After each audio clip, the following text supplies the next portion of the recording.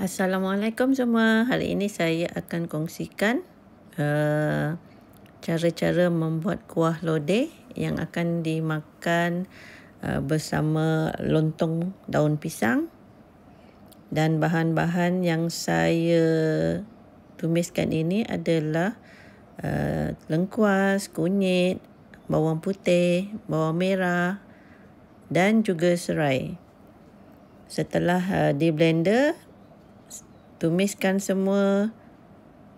Setelah ditumiskan, kita masukkan sedikit air dan masukkan bahan-bahan seperti cili padi yang dihiris, petai, tahu yang dipotong dadu dan digoreng beserta juga dengan tempe dan juga ubi kentang.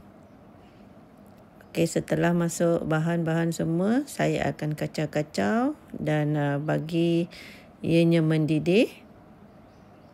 Dan setelah itu saya akan memasukkan empedal dan hati ayam yang telah direbus terlebih dahulu. Dan saya masukkan udang kertas bagi menambah perisa pada kuah lodeh ini. Okey, kita kacau-kacau lagi. Ini adalah bahan-bahan yang saya dadukan tadi. Dan saya masukkan tahu pucuk dan kita perasakan bersama garam dan serbuk perasa. Kita kacau lagi sehingga ianya mendidih dan saya akan masukkan kacang panjang yang telah dipotong serong-serong. Dan sayur ini saya akan masukkan juga bersama dengan kubis. Jodoh ini akan ada biasanya adalah sewaktu menyambut hari raya. Dan ianya tidak dijual di kedai kerana bahan-bahan yang diletakkan di dalam masakan ini terdiri daripada pelbagai sayur-sayuran dan juga macam-macam. So kalau dijual di kedai tak mungkinlah kerana ia tidak menguntungkan. Dan ini adalah untuk juadah menyambut hari raya. Dan kuah lodeh ini memang sedap makan bersama lontong daun pisang ataupun ketupat. Tapi biasanya kalau saya keturunan Jawa, kita akan makan lodeh ini bersama dengan lontong daun pisang. Barulah cukup. Setelah mendidih, saya masukkan santan. Terpulang pada masing-masing sama ada mahu santan pekat ataupun biasa saja. Okey, kacau-kacau lagi sehingga mendidih.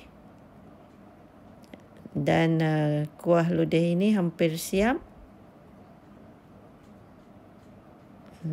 Dia sedap bila kita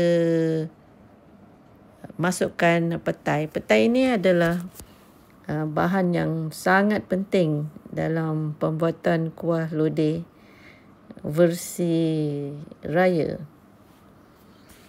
Kalau tak ada petai ini, maka tidak kompletlah masakan lodeh saya ini. Pada hujung sekali kita boleh masukkan suun kerana suun tidak boleh dimasuk awal kerana dia cepat mengeringkan kuah. Okey, sekarang sudah siap masakan lodeh, kuah lodeh saya versi hari raya.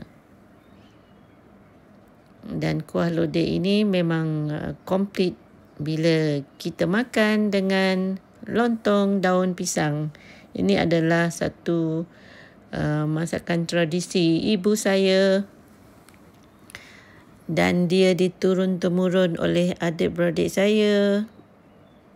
So kalau kita makan lodeh ini, baru kita akan rasa suasana raya dan mengingati ibu kita, air tangan ibu kita sewaktu menyambut hari raya.